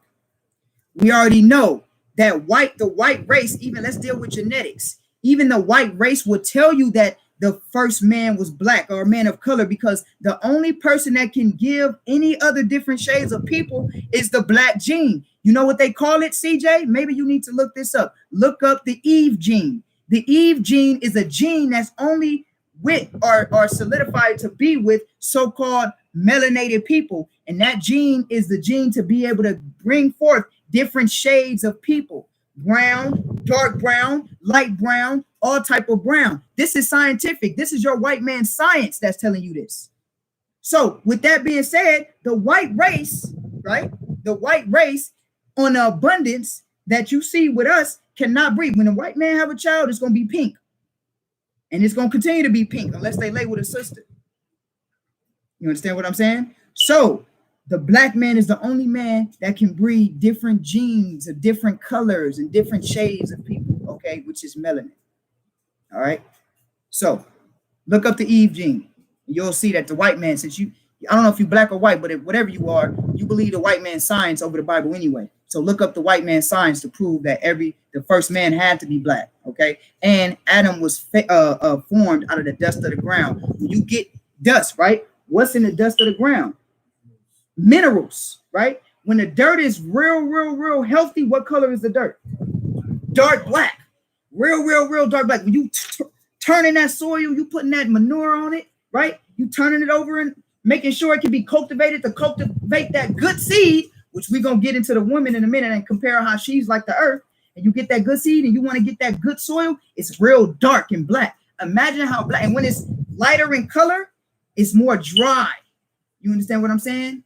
Now, imagine if you go back to the Garden of Eden, how black that soil must have been for Adam to be formed out of it. Whatever you formed out of, that is the color that you're forming, whatever you're forming is going to take. Okay, so Adam was a so-called dark-skinned man. Okay, the Jews were dark-skinned people. Matter of fact, everybody in the Bible with dark skin. There's only one Caucasian man that's mentioned in the Bible, and that's so-called Esau. And we'll get that in another topic. Okay, but let's stick to this. Any other questions you got up? I'll deal with it on another time because you're distracted from the lesson. So let's get Psalms 82. So read that when you got it. Psalms chapter 82. So what we're going to do is we're going to prove furthermore that the sons of God, right, that's holy seed, right, was passed down all the way until you get to Israel, right? And let's prove it. Read. 82 and verse 6. Psalms 82 and verse 6. I have said, ye are gods. He says, ye are what? Gods. He said, ye are gods. Who was he talking to? He was talking to Israel. He said, I said that ye are gods. Read. And all of you are children of the Most High. And all of you are children of who? The Most High. So who are the sons of God? Israel. because he preserved that seed line all the way until it got to Israel. So the sons of God are Israel. So your holy seed is within you. Okay. This is why mixed marriage is out. Okay. If he keep talking, block that. Yeah, I will. Yeah, block that. Hey, bro, better relax. I already told him. So if he keep talking, block him. All right. So let's go from there. So who are the sons of God? Israel. The holy seed comes out of who? Us. So now, in order to have a holy seed, you can't just put your holy seed in no one. You can't just put your holy seed in any and everyone, can you? No, that's what Ezra 9 and 2 said. Let's show that. Let's read Genesis 1 and 11 first. Let's get Genesis 1 and 11. All right, CJ, if you don't want to get blocked, stop trolling the comments, bro. All right. If you got questions, we will address your questions. But right now, this is a live class and you're distracting from the class. So we don't want to block you, but if you keep doing this, we're going to block you. All right. All right, let's read. Genesis chapter 1 and verse 11. God said, let the earth bring forth grass, the herb yielding its seed, and the fruit tree yielding fruit after his kind. Right. So fruit after his kind. So everything has seed. Do y'all know every creation in the face of the planet has seed in it? Every animal has seed. Plants have seed. Every living thing comes from a seed. Y'all notice that? Every living thing comes from a seed. Now, you can't just plant your seed in anything.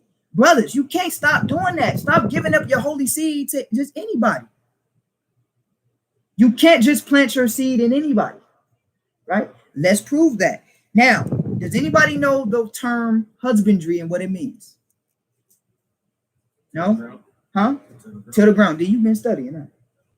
Till the ground. Husbandry means to till the ground. Let me read this. The care, cultivation, and breeding of crops and animals. Okay, that's what husbandry means. Now, what word sticks out to you in that? Husband. Why is husbandry, which is to till the ground and to till the crops and to till the soil and to make sure your crops grow up right? Why is that the same word as husband? Because it's the same thing. It's the same thing. So, brothers, this is where I got to talk to you, right? Let's read 2 Ezra 5 and 46. Let's read that.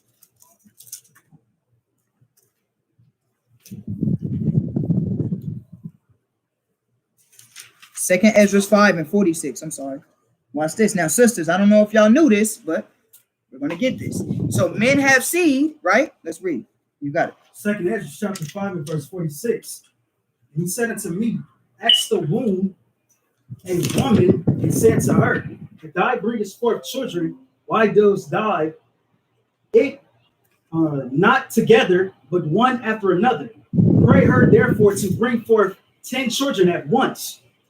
And I said, she cannot, but must do it by distance of time. Right now, so the Most High is telling you, go ask a woman if her womb can hold multiple, give birth to 2 babies at once.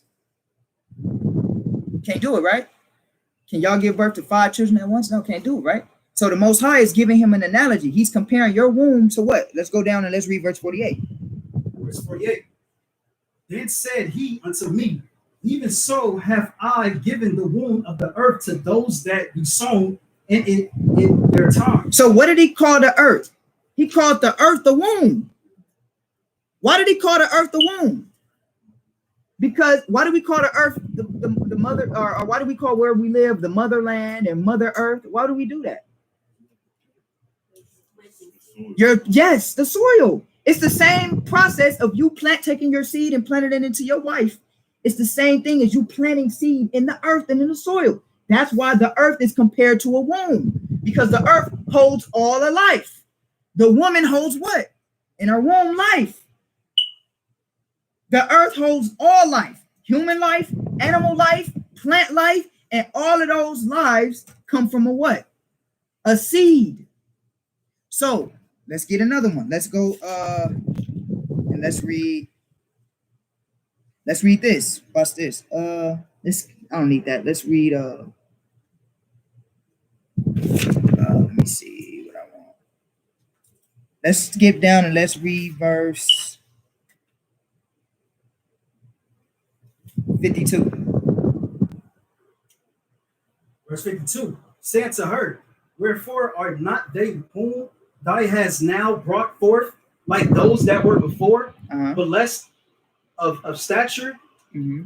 And she said, she shall answer thee, they that be born in the strength of youth are of one fashion, and they that are born in the time of age, when the womb felleth, are otherwise. Right. So he's giving an analogy, right? When a woman is at her youth, she's strong to hold a child. When she's at her weakest point, when she's older, it's harder for her to hold the child. Read. Consider thy therefore also how that ye are less of stature than those that were before you. Right. Read. And so are they that come after you less than you.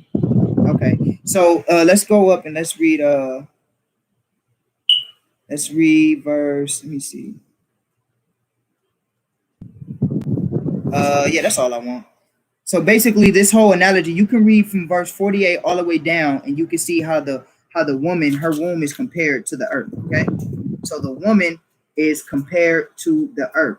So with that knowledge and understanding that the man has seed and he is a husbandry, there's a way that brothers have to cultivate their women so that your seed can thrive and live, right, and be at its best.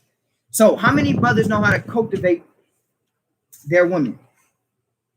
Like the same way you can cultivate and till the ground, how many brothers know how to till the ground dealing with their wife? I'm going to show you. Let's go to 1 Timothy 5 and 8. This is important.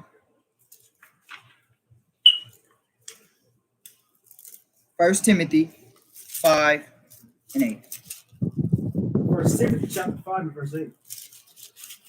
But if any provide not for his own, and specifically for those of his house, he have denied the faith and is worse than an infidel. You see that? It says if you did not, now one of the stipulations to cultivate your woman is you got to provide for her.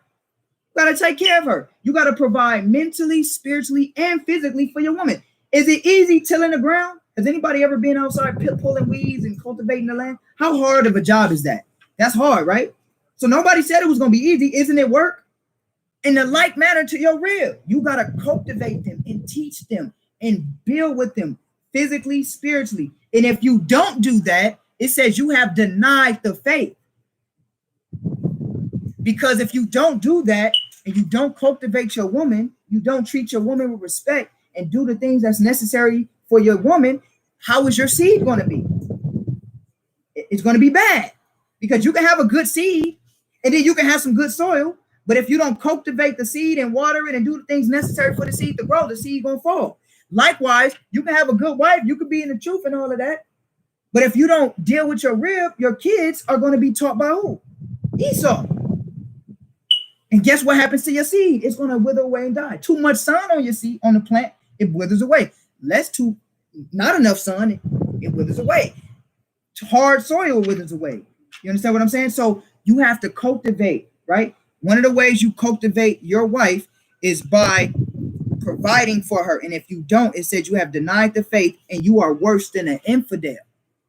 So you brothers that want to take on wives, ask yourself, are you ready to be a husband? Are you ready to take part in husbandry? Because you're going to have to work to cultivate your wife. This ain't just oh yeah, lay with my wife. I got a wife now. No, you got to build her, because it depends on you and your rib for the next generation of Israelites to come up in a rightful situation to breed more righteous Israelites. Let's get another one. How do you cultivate your rib? You got to provide for it. Let's go to 1 Timothy 3 and 4. 1 Timothy chapter 3 and verse 4. One that ruleth well his own house, having his children in subjection. Right. So you got to rule your house, brothers. You are the head. You got to rule your house, have your children in subjection. Read. With all gravity. With all gravity. Read. For if a man know not how to rule his own house, how shall he take care of the church of God? How can you be a leader and take care of the church of God when you can't deal with your wife? Because the church of God is similar to a marriage. That's why Yahushua is compared to a bride and bridegroom. Go ahead. I was going to make a statement about treat your rib. Mhm. You know, we were making references that the rib is what takes what is protecting the vital organ. So my thing is if the husband isn't treating the rib right and the rib is broken, how can you protect? Exactly. That's the point. That's why brothers have to get it together. You have to cultivate your wife. If you have a mind that's well instructed, cultivate her so that she can protect you. That's why the Most High said this. That's a good point. Let's go to let's see. Let's go back to Ephesians.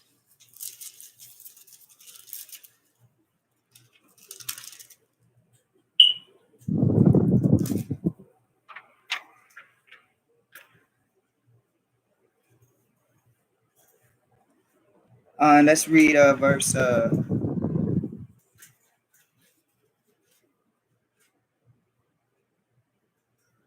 Let's read verse 28 again. This is why we read this earlier. Read. 5 and 27. Ephesians chapter 28, 5, verse 28.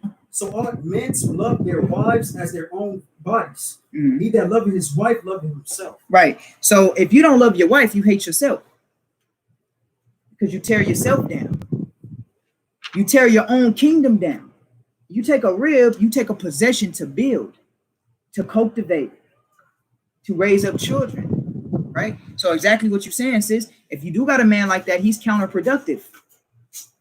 He's worse than an infidel. He's not fit to even be in reference to the kingdom or the works of the kingdom or any of that. If you got brothers out there that will go out and street teach without fail, but cannot give back to their wife, that brother's not fit to even be out there representing the church of Yahushua. If you choose to take on a wife, realize the responsibility that you have.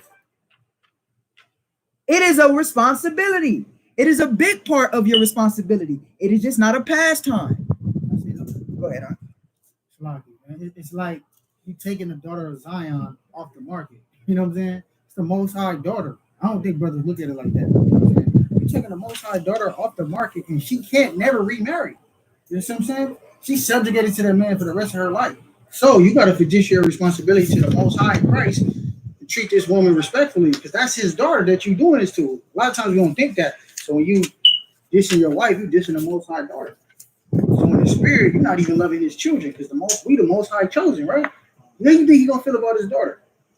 He's gonna hold you accountable for that. So you might think you keeping the commandments, I'm going out, I'm doing this and that, but you're ignoring your wife, bro, who's the daughter of Zion. The Most High gonna be pissed off, and he gonna talk to you about that. Why you do my daughter like that, bro? Like any other father, right? Why you do my daughter like that? He gonna judge you according to how you treat your wife. So you better be careful, man. Real talk. That's true. You're gonna be judged according to how you treat your wife. And the most important thing with that is, because brothers, are you brothers out there that macho man brothers? That's not what makes you a man. You're not a man by talking to your woman recklessly. You don't. Matter of fact, you don't get no respect for disrespecting any Israelite out there that disrespect a woman. You don't get no respect, and vice versa. Any Israelite woman that respect their man don't get no respect. It goes hand in hand because we're trying to raise the nation. Now, what am I showing you? I'm showing you how to cultivate your wife the same way you would have to cultivate the soil, because your wife is compared to the soil, just like you're compared to a husband, which is husbandry. So what do? You got to build with her, right? You got to show her love, right? You got to do those things, right? And it says this. Let's go to Sirach 4 and 30. These are good ways to cultivate your soil. If you're not doing these things, brothers, you might want to do it because the next generation depends on it. Because your kids are going to watch how the interaction between the mother and the father is. And the kids are the next generation. So be careful how you're cultivating your soil. In other words, be careful how you're treating your wife. Read. Sirach chapter 4, verse 30. Be not as a lion in thine house. I'll talk to my wife any way I want. Well, all right. Every brother gonna raise his house. But guess what? Your seed ain't gonna come out, right? Because let's say you have daughters. You talk to your wife any other way, what do you think your daughters are going to be accustomed to? You don't want your daughters You don't want your daughters to be called bitches, but yet you got Israelites saying you can call their women bitches. But now, if you got your daughter, I bet half of you brothers, and I don't care how prideful you brothers might be, you brothers might say, I don't care if a man call my daughter bitch. Yeah, right. You got a daughter like I got a daughter, or any man for that matter, you call my daughter a bitch, and it's going to be problems. I don't care if you're a husband or not. I'll still smack you because that's disrespect. Period. And that's why I'm not giving my daughter to no any old man, because if you call your woman a bitch, your son's going to see that. He's going to say, oh, I can call the Israelite woman a bitch.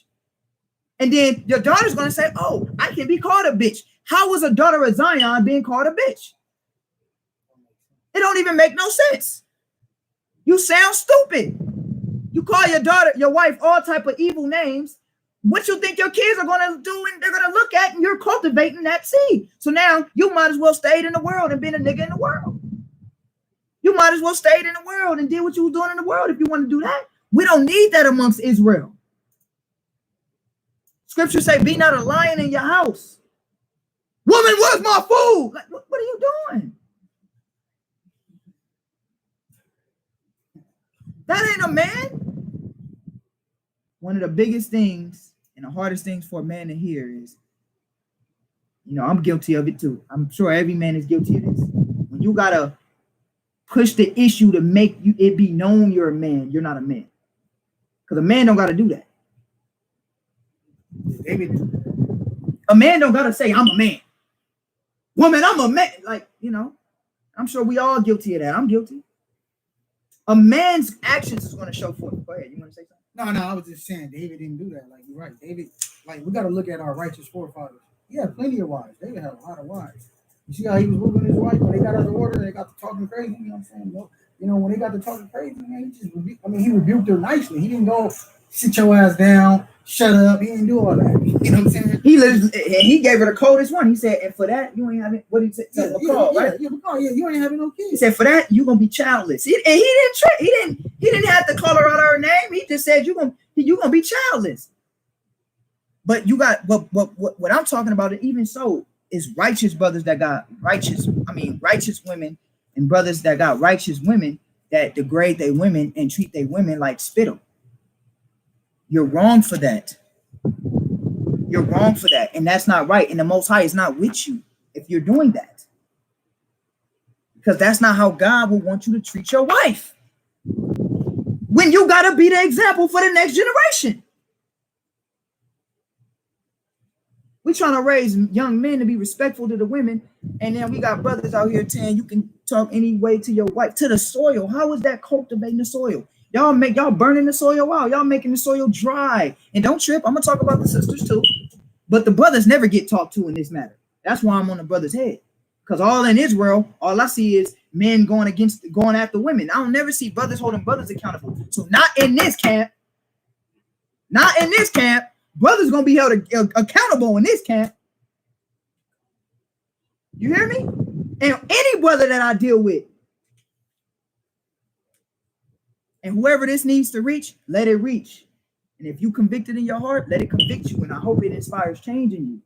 Right? Scripture say, be not a lion in thy house, right? Nor frantic amongst thy servants. Nor frantic amongst thy servants. Now let's read this. Let's go to James 1:19. This is how you cultivate a good woman. Women are natural creatures to serve, naturally, but Esau has given them the power to want to be the head. But when you got a righteous woman, she'll serve you. As long as you're going against keeping the commandments and doing right, a righteous woman should be able to want to serve her husband. All right. So let's read James 1:19. James chapter 1 and verse 19. Wherefore, my beloved brethren, let every man be swift to hear, slow to speak, slow to wrath. Slow to wrath, brothers. When you're dealing with your rib and you got that wrathful energy on you, that's not what the scriptures tell you to be. You got to be slow to wrath. Read. For the wrath of man worketh not the righteousness of God. And that applies to your brothers and that applies to your sister. When you a wrathful man, that's not the righteousness of God. Do you understand? That's not the righteousness of God. You're not supposed to be calling your women and cussing her. None of that. You want to cultivate her, show her love, because they're emotional creatures. They need that stimulation from their husband, because that's what they live for. What is a rib without a body? So what's a woman without a husband? Nothing. So she lives for you, but you got to know how to cultivate that soil. Read. Let's read verse 1 Peter 3:7. So if you want to take a wife, you got to make sure you're ready to display this in your household. If you're not ready, be like Paul. If you're not ready, be like Paul and don't get married and just focus on the Most High. But if you take on a wife, know that you take on a lot of responsibility. And if you take on that responsibility, deal with that responsibility. Don't run from that responsibility. If you lay down with a sister, take that responsibility. Let's read that. 1 Peter chapter 3 and verse 7. Likewise, ye husbands, dwell with them according to knowledge. You got to dwell with your rib according to knowledge. How do you cultivate the soil? Loving them, nurturing them. What you got to do to the soil? You got to nurture the soil, don't you? You got to water it. You got to put little manure on it, spread it up. You got to nurture the soil. You got to nurture your wife. Give her those late night talks. You know, how was your day? Make sure she's all right. Nurturing your wife, because when you nurture your wife, you deal with her according to knowledge, your children can see that. And then the next generation can come better. And guess what we do? We break the generational curse. That's how you break the generational curse. Through the children. Let's read. Giving honor unto the wife. Giving what to the wife? Honor unto the wife. You got to honor your wife. Honor. It didn't say treat her like dirt. It said honor her. Love her, care for her. Don't be out here. If you know in your heart, I know I'm not going to be faithful to this woman in the way that I need to be faithful to her according to the scriptures, but I just want the booty. You're doing a great disservice to the nation of Israel. And you are not honoring your wife, because eventually if you do that and your relationship was built off of lust, when that look wear out, you're going to be sad, because she's going to be your wife forever. Unless you run from the Most High, and truth be told, you can't run from the Most High. So guess what? If you go out there and you make a harlot out of daughter of Israel and you leave her, and be careful, the scriptures say, if any one of my little ones fall, it's better for you to tie a millstone around your neck and throw it in the sea. You thought it was just talking about the works and men? It's talking about women too. Because if you treat your woman like that, how are your kids going to be? So now you just messed up your seed line too. That's why the scriptures say, have a man hated his own flesh? You hate your wife, you hate your own flesh, because she bore your flesh for you. And if you deal with her unwisely, the kids are looking. Now the next generation is still tainted. You understand? Let's read. Let's read that. 3:7. Let's finish that up. Was that it? As unto the weaker vessel, and as being heirs together in the grace of life, that your prayers be not hindered. So it says that your prayers be not hindered. Remember, he's comparing your prayers being hindered to how you treat your wife. So all the brothers that's married in here, make sure you're treating your wife with respect. And sisters, now, you're not finished either. Now, let's get Sirach 36 and 22. This is how you do it. You take over. Got you. 36 and 22? Yep. Sirach chapter 36, verse 22.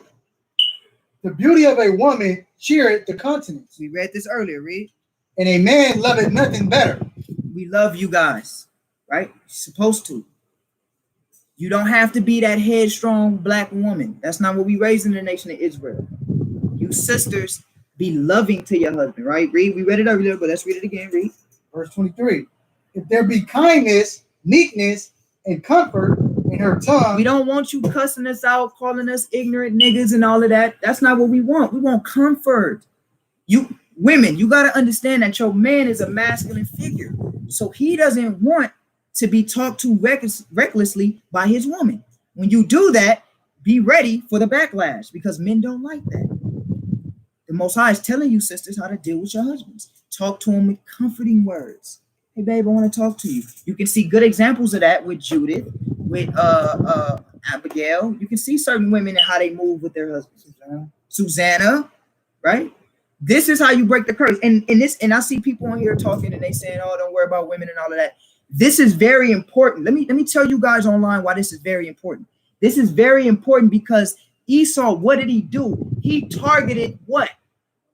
The woman and the man's relationship. So what we have to do is recondition our mind to get out of the way that Esau taught us. This is why this topic is very important within the nation. And without this being addressed, we're never going to get anywhere. We got to start to rehabilitate our people for the next generation. So the scriptures tell you, let's skip there and let's read verse 24. You want me to finish 23? Just read 24. Okay, 24. He that getteth a wife beginneth a possession, a help like unto himself, and a pillar of rest. A pillar of rest, sisters. Be a pillar of rest to your husband. Don't be nagging and he come in the house and you got a good man. Let's say you got a good man. You come in the house and all he hear, like the man don't want to hear that. The man want to come home from a long day and the stress of life, providing. This is, mind you, this is for a good man, and he want to lay down and go to sleep. He don't want to hear nagging all day. He wants you to love him, rub his back or something. You want to talk to him, but talk to him with that kind tongue. Be that pillar of rest that he needs. And I guarantee you, you treat a righteous man like that, is nothing that man ain't going to give you. I guarantee it. Now, we ain't talking about wicked brothers. We talking about a righteous man. When we learn how to deal with each other, you know what this is called? This is called kingdom building. This is called nation building. This is how we rehabilitate our nation. All right. Let's read Sirach 26 and 22.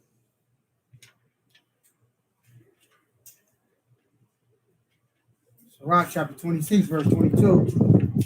And harlot shall be accounted as spittle. A harlot shall be counted as spittle. Read. But a married woman is a tower against death to her husband. A married woman is a tower against death to her husband. Let's go from there. Let's get one more. Sirach 26 and 14. Same chapter, verse 14. A silent and loving woman is a gift of the Lord. A silent and loving woman is a gift of the Lord. Scriptures say, I think it's in the same chapter, if I'm not mistaken. I'm paraphrasing, but the scriptures say if a man get a wicked woman, that's because of that man is wicked. Yeah, it's 23. Want me to read? Yeah, read that. Verse 23. A wicked man is given as a portion to a wicked, a wicked woman is given as a portion to a wicked man, but a godly woman is given to him that feareth the Most High. You see that? A wicked woman is given. So, brothers, if you got a wicked woman, not all cases, but you got to analyze yourself and make sure it's not this case. Analyze yourself and let me step back. Let me see if the Most High, am I doing everything the Most High wants me to do? Because a righteous woman is going to be given to a righteous man. Understand? So now let's go back and let's read verse 14. From the top, verse 14. A silent and loving woman is a gift of the Lord, and there is nothing so much worth as a mind well instructed. Sisters, your man is a leader of his castle, of his world. He wants a woman to be instructed mentally. Understand? That's what he wants. To be instructed mentally. Righteous women are going to do that because they want to build. You got to act like that rib. You're going to build your man up. And then in turn, the man is going to build you up. And guess what you have? You have perfect harmony. The man is building up his rib, and the rib is helping that man. And guess what you have? Can you lose with that? Can you? So just to give y'all examples, sisters, like y'all gotta be y'all man's biggest cheerleaders. You know what I'm saying? There should be no reason if your man's a teacher in Israel that he get more props from other women, and he don't get that at home. He need to get that at home. He needs to see that. That's important. You know what I'm saying? You need to be his biggest cheerleader. You need to be his biggest supporter. Whatever your man trying to do, you need to be the biggest advocate and supporter in what your man trying to do. And vice versa for the man. The man is supposed to don't look at it like, you know, the woman has to be the only one pouring into you. That's why I went through what I went through earlier. The woman is not the only one that's supposed to pour into you. You're supposed to pour into her. Y'all pour into each other. When you don't have that, then you're not in the spirit of the Most High God. And you're doing a disservice to your seed line. Understand? Let's keep reading. Verse 15. A shamefaced and faithful woman is a double grace, and her contented mind cannot be valued. Man, he said a woman, man, with a mind like that cannot even be valued. It's not even a price on a woman that can, a beautiful woman and can have a mind well instructed. There's no price on that. Read. As the sun, when it rises in the high heaven, so is the beauty of a good wife in the ordering of her house. Now, brothers, why would you have a woman like this and then treat her bad? Don't even make sense. For all you brothers online and everywhere, you do exactly what Esau wants you to do when you do this. He wants the woman and the man to be at odds. That's what he did. One of the key things we're going to do to rehabilitate our people and get out of captivity is to fix the marital problem and situation. And it's not just one side. It's not just the women. That's a false narrative that's been painted, and it's wrong. It's not just the women that are the ones. The men are wicked as hell too. So let's stop that. False balance is what? Wicked. Yeah, that's Gotta be balanced, man. man. Can't be the women is wicked, the women is thing, and then you down showing all type of harlots on Facebook your attention other than your wife. You showing all these other women. Let's keep reading. What's this? Read. Verse 17. As the clear light is upon the holy candlestick, so is the beauty of the face in right age. The Most High compared you to the golden candlestick that is in his temple, one of his prized possessions. That's what he compared the woman to. Read. As the golden pillar are upon the sockets of silver, so are the fair feet with a constant heart. Read. My son, keep the flower of thy age sound. It says, my son, keep the flower of your age sound. Why did he call her a flower? It's referencing that earth again. How do you keep the flower sound? What do? You got to water that flower. You got to cultivate that flower.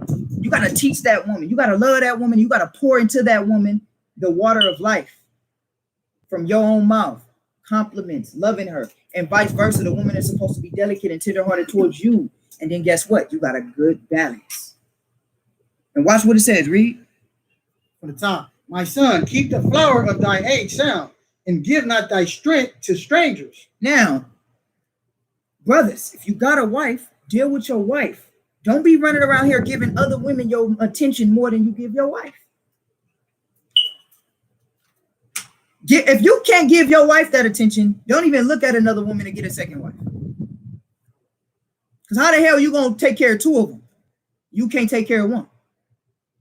That little bubble gut phase and all of that talking and we laughing and that's going to wear off and then you're going to have two headaches.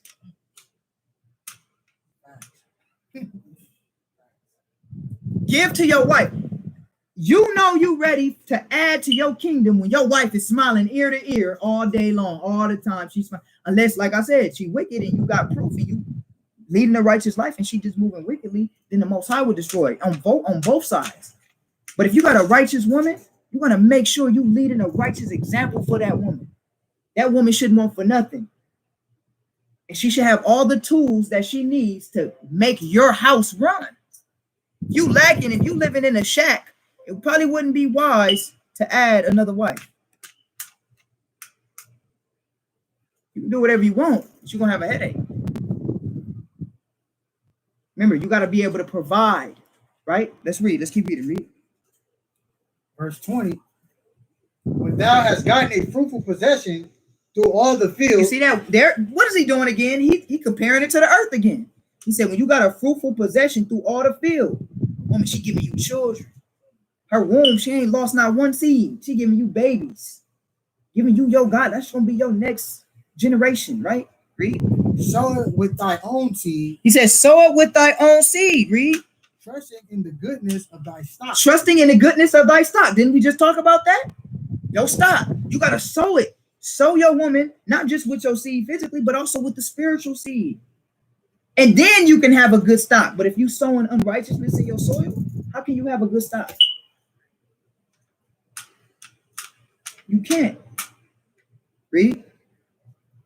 Verse 21. Watch this. This is cold. Read. So thy seed which thou leavest shall be magnified. Say thy race. Verse 20. So like it.